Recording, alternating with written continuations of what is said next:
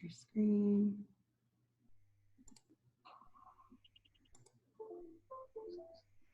All right, can everybody see my screen? I got it. Awesome.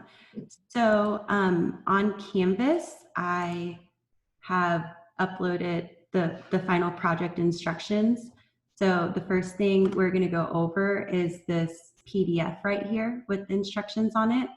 And then I'll open these and show you what's inside of there as well. So the next 2 weeks, we're going to work on the final project. It's going to be due the Sunday before finals week. Make sure that you guys are working on it. It is a little bit time consuming. So the idea is that we would have given you the next 4 classes to work on the assignments in class. However, that's not feasible right now. So we're basically just imagine spending that much time at home doing this project. Okay? And I'm thinking I'll probably have Zoom office hours, maybe on Tuesdays and Thursdays from 9 to 10 a.m. I can do that, just like if we were to have class. So if you have a question, I'll be here for you to ask. Okay. So essentially, you guys are going to be doing more of an architectural-based final project, or architectural drafting-based final project. So here, it's kind of like a blueprint here. This is actually the same house. You're doing the blueprint for a Georgian house. And this is the same house, but some of the layers are actually hidden here. Okay. So you actually only need one house, but if you look at this screenshot, this is actually a screenshot of 2 viewports of your model space with specific layers frozen, so or hidden. So in this viewport here, this landscape is hidden. And then in this viewport here, you can see these dimensions are hidden there. Here, I'll just show you kind of what, okay. You'll be expecting, oh, let me remove that one. So essentially, you're gonna submit 1 DWG and 2 PDFs. And sorry, this is not a good design right here, but I guess it doesn't really matter because when you share designs, it's only going to be, usually the layout tabs here. So essentially you're going to have 1 model tab like usual and then 2 layout tabs. Okay. And we're going to go over all of this in a second, but just to give you an overview of, what you're doing here. So I kind of put in steps how you should get started. First, you want to create a new DWG file with your username _ DFTG 1309 FP for final project. So every time I write FP, that just is an acronym for final project. After you create your DWG, well, these steps are interchangeable, but you can do this. I would actually recommend this one first. So you're going to go into Canvas and look over all of the PDFs in the support documentation. So I took a screenshot down here of all the PDFs in that support documentation folder. It's on Canvas right here, support documentation.zip. Just so you know, in case you're not, I don't know, maybe 1 or 2 students might do this. When you open it, you need to make sure to extract it's a zipped folder. So make sure to go in and actually, extract all in order to view the PDFs. And then you'll just put it where you want to save it. So say you want to save it in the desktop. Okay, extract, and then it's doing all of that. Okay, and then support documentation. And here are those documents I was talking about. Once you extract that, don't forget about this one right here, the doorknob PNG. It's not in that zipped folder. So make sure to add that to your support documentation. All right. And in order to draw this final project, you're going to have to reference all PDFs for dimensions. Okay, so a industry-based real life project, you know, outside of school, a lot of times you're going to be given a lot of reference documentation, and you have to utilize all of these different sources in order to, sorry, my, 1 second.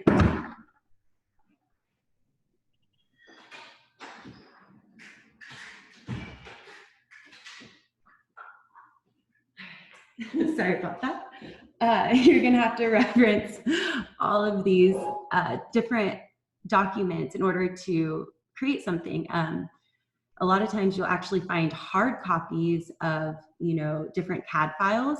Or one thing that you might have to do is you might have to create a new CAD file with accurate information of your current building's floor plan because you just have a bunch of old documentation. That's really common in industry. So you'll have all of these that you have to reference. The most important is right here, when you're doing this yourself, make sure to remember this bullet point. So for the Georgian House Dimensions number 12 PDF, it does not have the wall thickness. You actually have to go to the Georgian House Floor Plan block out number 4 for that information. So basically, the Georgian House Dimensions will allow you to draw the floor plan. And let's see here. However, see how there's a wall thickness here?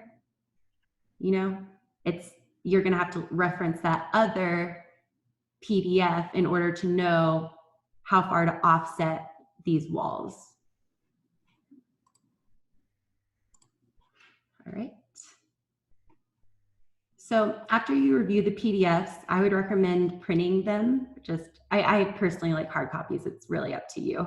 So if that's not your current or your norm, then you don't have to do that. But after you create a DWG file, you're going to, let's see here, set up your units. And in order to do that, you can look at this PDF to determine how to set up your units. And then the PDFs have step-by-step approach on how to draw everything. So let me just show you an example. Let's look, chair grouping number 3. So this is going to be your end result, or right here, number 9 is your end result. You're actually going to have 4 chairs here. Okay. And it actually goes through step 1, 2, 3, 4, 5, you know, all the way to 9. However, sometimes these steps aren't the easiest way to do it. So you don't need to follow these steps.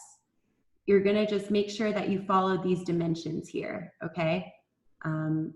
And if you're confused on, okay, like right here, they're 2 feet apart from one another. And then if 2 feet, 6 inches times 2 is how far apart these 2 chairs are. So anyways, there's all these blocks you need to create, and it will give you step-by-step. But again, I just want you to know that that's not the only way to do it. And if you don't want to do it that way, that's completely fine. So then, let's see here. After you format your units, then you're going to create your layers. This PDF right here will have all of the required layers. You can add other layers for your own use, but when I go in and grade your work, I'm only going to be looking for the layers in this one. Okay, so basically I'll open up your layer properties and make sure that you have all of the layers on this PDF here with the, you know, right colors and things like that.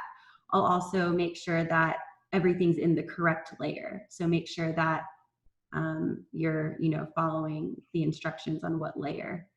Okay. And then, yeah, this last bullet point is just saying that I'm only grading on the layers here.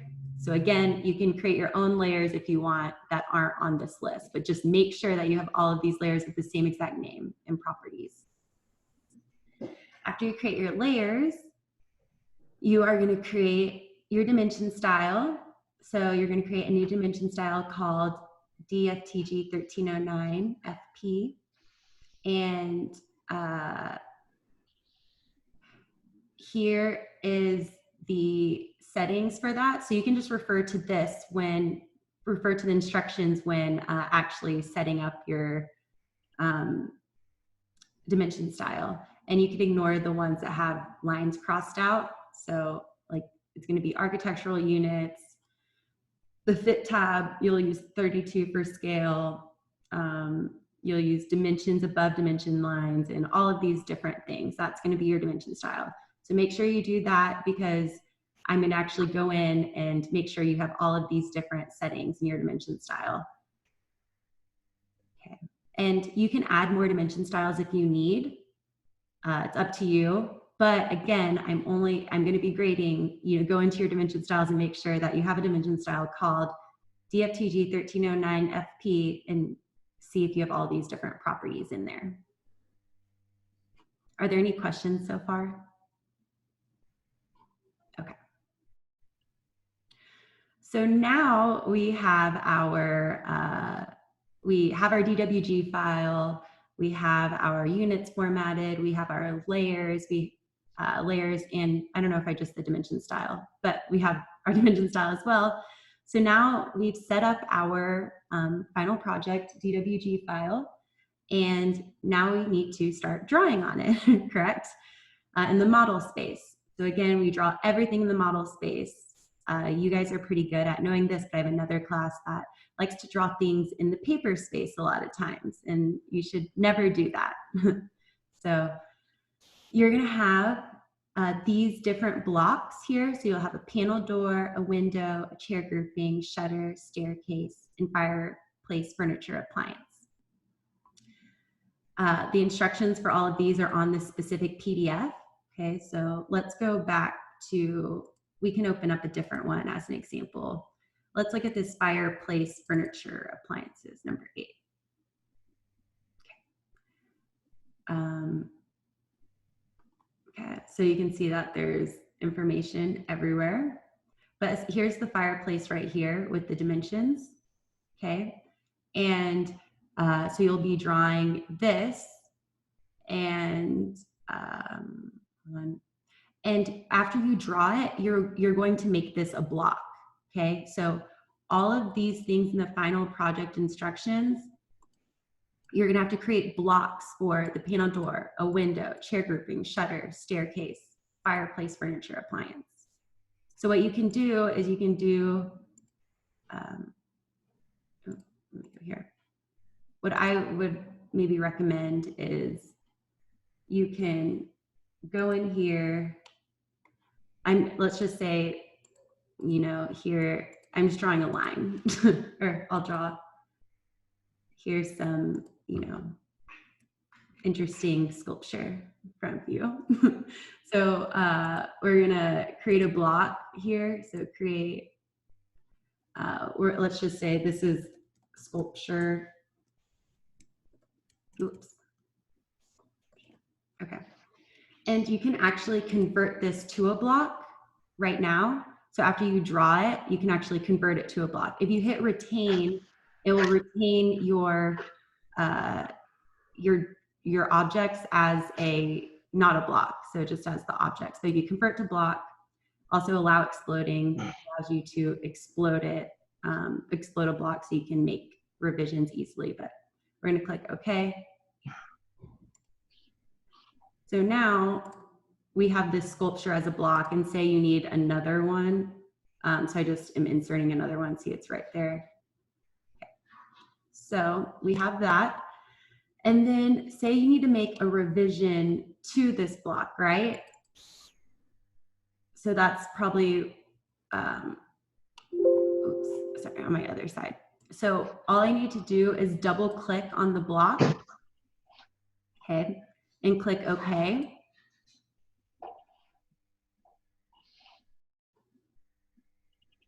And this block editor will open. This is actually how, if you already created a block, you can easily change all the blocks by doing it like this. Okay, so say you completed everything, you notice you made a wrong, you did something wrong and you actually need to change a dimension. Let's say that I want this to be up there actually. And then once you're done revising your block, you're gonna do close block editor. And I'm gonna do save changes. And you can see that it actually fixes all the blocks there, okay? And also I want you to know that when I grade you, I'm gonna double click on here, and go through and make sure that you have all the blocks here. So I want to see the name. Where is it? I want to see panel door on there. I want to see window. I want to see chair grouping. I want to see shutter, staircase, and fireplace furniture appliances. So that's what I should see. You'll probably have some more blocks depending on your workflow, but those are the ones I need to see on there. So make sure that you have those with the correct names.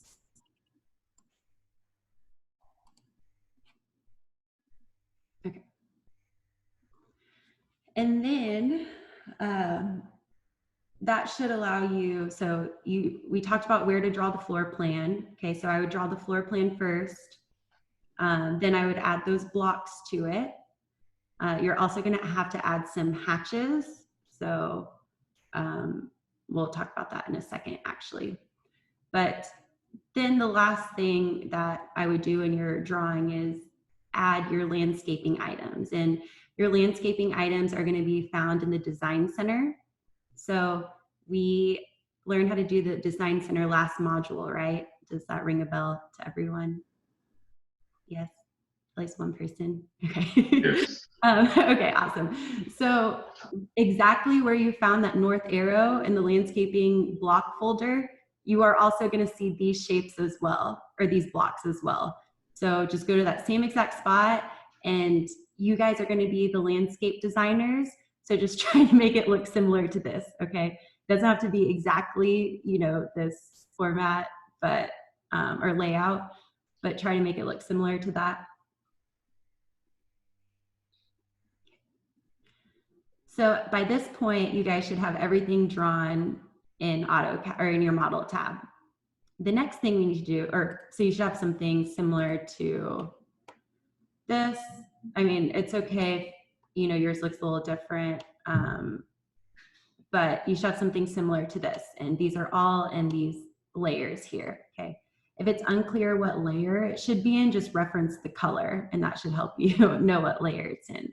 So this one's furniture. Oh, something that, oops, okay, I'm gonna go home. I put this one in the flooring porch layer. So just utilize this to determine where the layers should be. Okay, and then, so we have that done at this point. Now we have to create these two.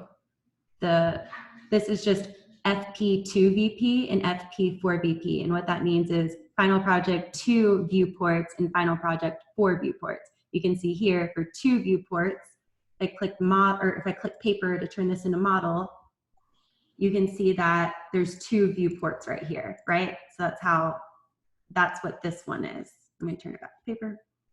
And then with this one, it has, I'm turning it into model space, it has 4 viewports, which means FP4VP. So that's what you're going to create next. And it has instructions on how to do this. So you can use the layout wizard to create these layouts, and you'll go in and it gives you instructions for each of these, for each of the steps. This is what your input will be. This is going to be the title block. So you can see that you don't actually have to draw the title block by hand, but here's the title block. And I am grading on title. One part of your grade is title block. So in here, make sure that this information is correct in your title block.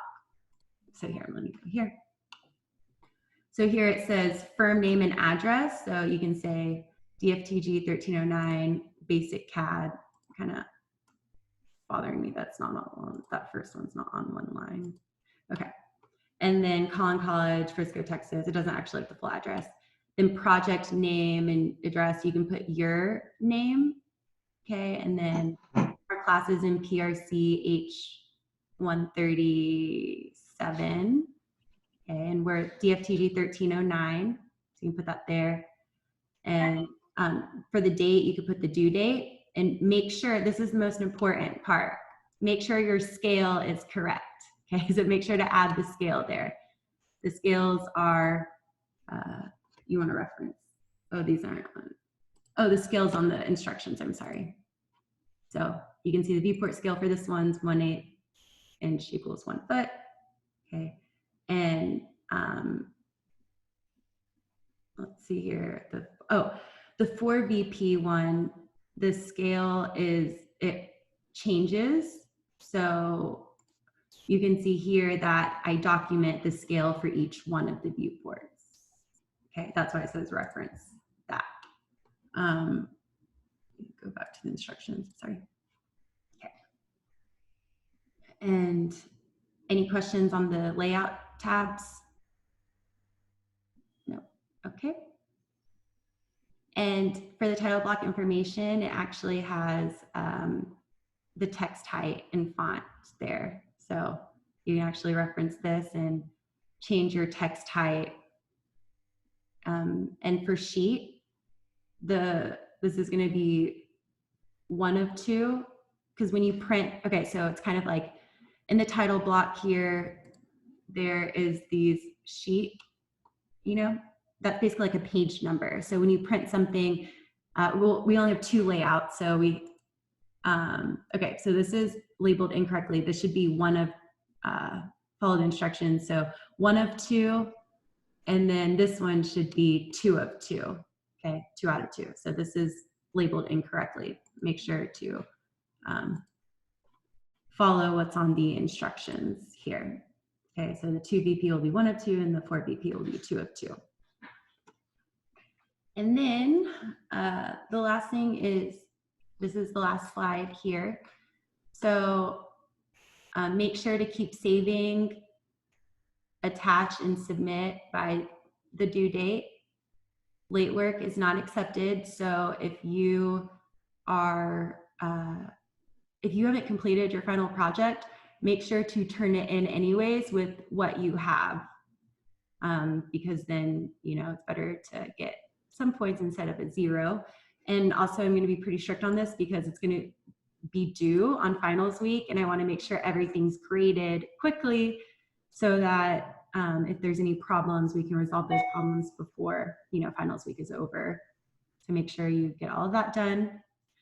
On Canvas, you're going to submit 3 things. You're going to submit 1 DWG file. So the DWG file, again, should have 3 tabs, 1 model tab and 2 layout tabs, okay? And when you submit the PDFs, I want you to remember that you are submitting PDFs of the layout tab. So these 2 layout tabs, okay? Don't go in your model space and export your PDF, because that's not what I want. I want 2 PDFs, these 2 tabs. So that's gonna be your 3 things, 1 DWG file and 2 PDF files. And the grading rubric is on Canvas. So I'll just, here's the grading rubric. You can go through and see, you know, how I'm going to grade everything. If you're running out of time, I would at least go in and make sure your title block's correct, you know, because that's worth 10 points. Your viewport scales, that's important. Make sure your viewport scales are correct. I check that.